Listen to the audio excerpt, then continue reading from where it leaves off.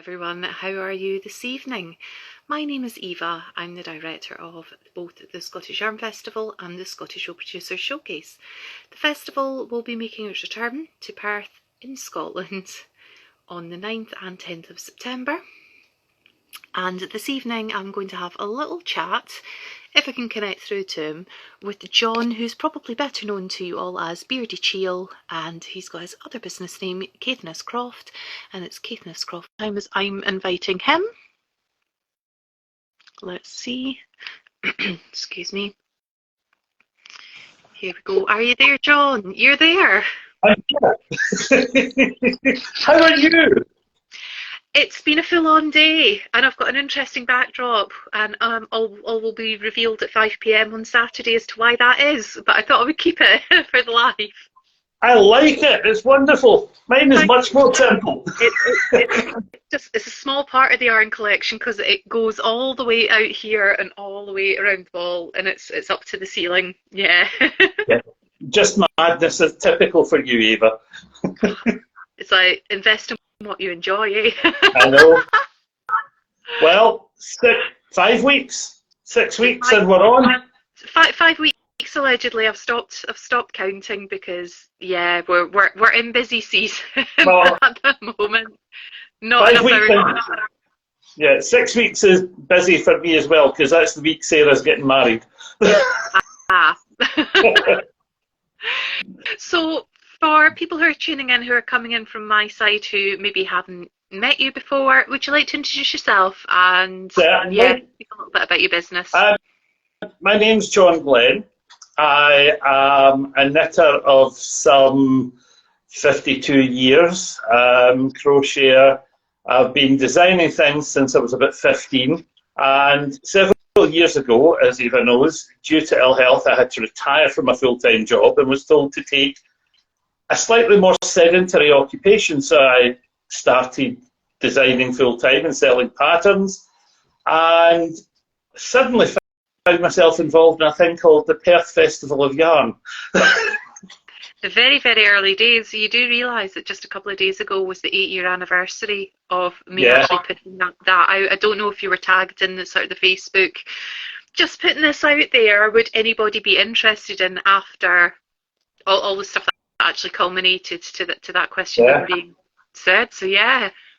So that was absolutely fantastic. We had a brilliant weekend, and since then I haven't missed one. I don't intend to miss one, but I developed a business because crofters in Caithness were offering me fleece that they were going to bury or burn. So I've been sending it off, having it processed and turning it into Caithness Croft yarns, which we bring to Perth and sell. And along with that, we've got some merchandise that we normally put out. We have a range of jalligans, which are Western Isles traditional drop spindles, which I have hand-turned here in Caithness. And they are incredibly popular every year, so much so that when I checked the stock of them, I've had to place a rather large order with my wood turner. Just as well you did that now. Yes, that's what he said as well. In the past, what have I done? I've knitted shawls for the first pattern collection that Perth Festival of Yarn put together. I've designed a commemorative colourwork beanie for one festival. Launched a shawl at another one. We've had all sorts of things over the years. But yeah, you've done a bit of teaching, and you've been at the showcase as well, the festival, yeah. It has been absolutely fantastic every year, and I don't think I've missed many of the side events, like the gin flights. Oh my God, the gin flights were wonderful. Mixing it up this year, have you got your tickets for the Saturday social? We've got DJ Devon, who just happens to be Sarah from Yarningham, who DJs on the side. Well, I suppose she has to do something with her time when she's not knitting. Do you know something? I don't think I have done that yet this year. You haven't sold out, have you? Do that. No, we haven't sold out yet. Tickets are available on the website. You might fancy bringing your spinning wheel or a jalligan or something with you, because I do know that basically Sarah's going to do some DJing. She's we're not long off the phone. That was who I was talking to. She's put together a Spotify playlist just to whet our appetite and to get the party started, and that will be dropping in a newsletter very, very soon. Oh, But wonderful! to give you an idea of the sort of things that she's going to spin. So while she's spinning discs, people can be spinning with their wheels, so we can get up, have a bit of a boogie, do a bit of a craft. So we're mixing it up this year, doing something a little bit different. And our venue is actually built on top of Perth Gin Distillery, so sorted. So you can still get your gin. I've got one new product this year. Because the volume of fleece that keeps coming my way is more than I can afford to process in one go, I went mad and bought a drum carder. And Beardy bats are going to appear for the first time, and they will be beast-specific. To make them a little bit different, only natural colours. There won't be many of them. But just something that goes along with the Jalligans to sort of match them to natural Scottish fibres that's come from local crofts here in Caithness. And each one will be labelled with the croft it's come from, and if I can track it down to a specific sheet, it'll be marked for that particular sheet if any of them have names. Some of them do, some of them don't. But it's been fun getting those together and finding a way of washing them, getting them dry. The good weather recently has been fantastic. And then getting used to playing with this new toy. It's absolutely great fun. And it's made me think that my spinning wheels, all three of them, should be getting serviced and put back into use. Oh, definitely. I'm just thinking about that. I love the names of Beardy Bats. But the very fact that you've got your Beardy Bats, you can probably tell you which beastie that has come from. Well, I think this one's entirely me. I'm not sure it gets any more Scottish than that. Beardychiel's Beardy Bats, and this is the beastie. Yeah. But no, it's been good fun. I've been looking forward to it all year. As you know, I have another part-time occupation, working in the celebrancy business, and this year has been so incredibly busy that the only festival that Janet and I have decided that we want to do is the Scottish Yarn Festival. No one else is getting us this year, only you. Well, no, it's the best one in the country. It has to be. It makes perfect sense. It's 2 days of absolutely fantastic fun, and the people who are there, the vendors list is fantastic. There's so many old friends there and some new faces. I'm looking forward to meeting them all. And I'm especially looking forward to seeing if our friend Katie from Sealy McWheely has got some of her new range of wheels with her. She will. So we've kind of gotten off on a tangent. So normally when I'm doing these wee vendor chats, I'm asking for the 3 things that shouldn't be missed from your stall and who you don't want to miss. So with that being said, one of the things not to miss then would be your Beardy Bats, but the one person you don't want to miss would be Katie, and I can confirm that she will be there because she's a key sponsor this year. We have the Sealy McWheely Explorium. So if you've been to the festival before, you'll have seen the lounge area, which is up on the first floor, which you can get up to by a lift if you're unable to manage the stairs. But it's like a mezzanine and it looks down on the main festival site. Now, that entire balcony mezzanine bit is going to be taken over by Sealy McWheely this year. And it's going to have, I'm not going to give all the secrets yet because we've got our live coming later on this week possibly. We're just waiting for her to get something in because we're going to do it live from her studio. But there will be pop-ups, there'll be the designer pop-ups, there will be various things happening, there will be wheels, there will be looms set up in that area for you to have a go at. I believe the Glasgow yarn tees are going to be in force up there helping. But Katie hasn't that long become a sort of supplier, I can't remember supplier is the right distributor of chrome ski wheels, but she's just announced it, so I knew it was coming. She's got the Magic Craft as well. Yes, and I'm really looking forward to seeing them. Yeah. the photographs are fantastic, and I've not been far enough south to pop into the studio and say, what have you got? Although in saying that, she messaged me the other day with some good news, so that's wonderful. Brilliant. Because she's a stockist of Caithness Croft yarn. And is. she was, yeah, and she'd messaged to say that she needs to send me some funds because it's been selling rather well. That's absolutely brilliant. Maybe she's needing some beardy bats after the event. Well, possibly we will see. But she and I do some interesting exchanges at the festival. Yeah, so Katie will be there. Make sure the Ginty lets you away from your stall long enough so that you can go and have a play in the wheels. Oh, she'll want to go as well. You know what she's like. I know. And I saw a wonderful post today from our friend Gillian. From Mothie and the Squid, saying that she's dyed up a pile of new colourways, but she's not releasing them yet. They're going to be a lovely surprise. Yeah, I think, was it something like 16 new colourways or something like that? Yeah. With the absolute powerhouse. Absolutely super. That'd be wonderful. And who else? Who else did I see? Amelie Gardens had a post that was interesting. There's so many posts come in from folk I know and folk who are vending, and our erstwhile Angora farmers. They have an absolutely, yeah, I know their stuff is beautiful. Speaking of that's actually showing up a lot better in the screen than it was earlier on the interview I was doing. So I'm actually knitting with Anfield Angora at the minute. It's just another basic beanie because I've decided I need a new hat to go out to New York with me in October. Typical. Be green. Yeah, absolutely love Anfield Angora. So no, I'm looking forward to seeing all these folks because as they go on from year to year and their businesses expand, they have slightly new products. Everything tweaks. There's no stall that stays exactly the same year on year, and it makes it really exciting. That's me. I'm up for it.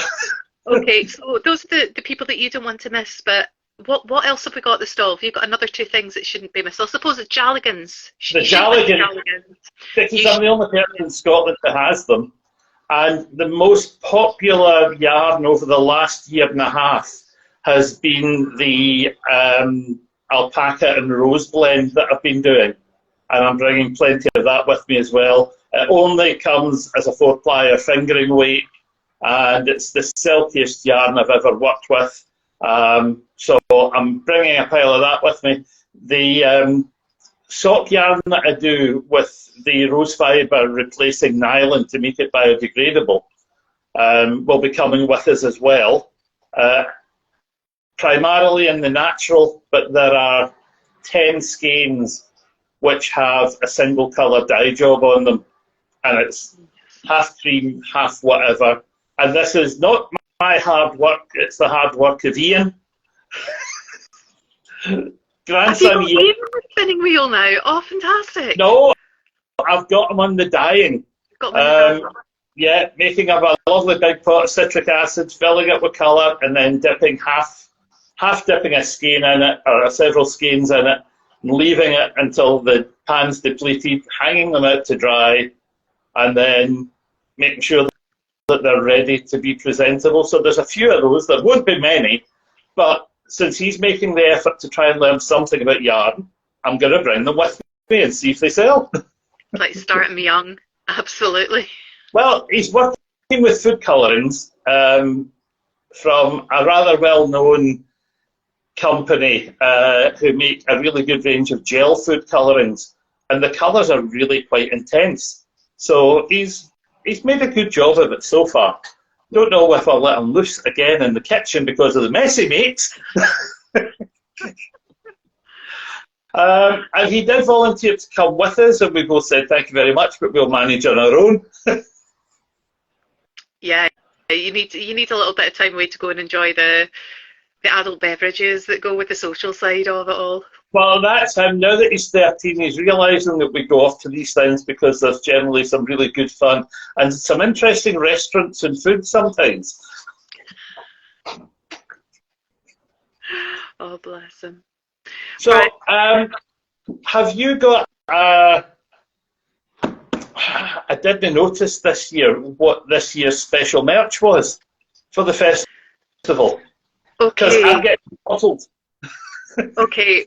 I don't have them to hand because they're in a box over there, so I've had to move the box. But we do have patches. We've had really nice patches made up that have been dyed to match the colours of our logo, and they're embroidered.